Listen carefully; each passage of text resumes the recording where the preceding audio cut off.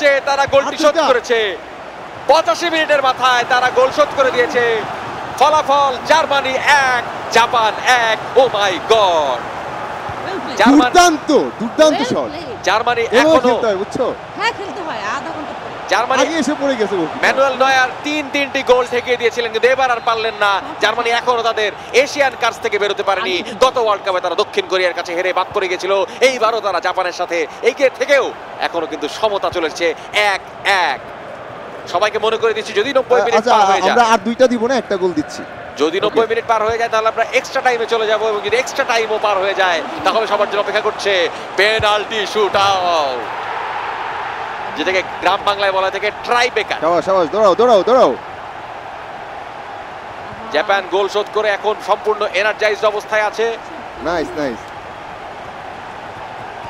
মাত্র 1 মিনিটের added time আছে এবং 90 মিনিটের খেলা শেষ, পূর্ণ সময়ের খেলা শেষ, এবং এই পর্যায়ে জাপান 1 জার্মানি 1, খেলায় রয়েছে সমতা।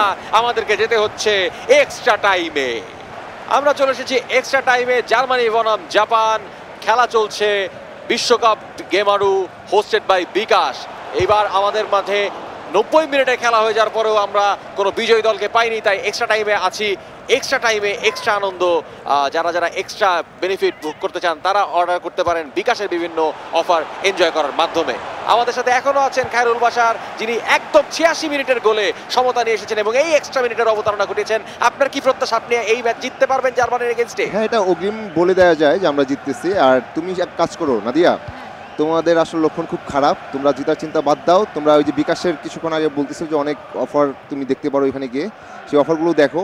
আমরা এর মধ্যে খেলাটা জিতি, দেন আবার কথা বলবো। এখানে ঘুষ আদান প্রদানের চেষ্টা তুমি চলছে মনোযোগ মনে দিয়ে হয়। খেলা খেলো আর বিকাশের কাজ করো।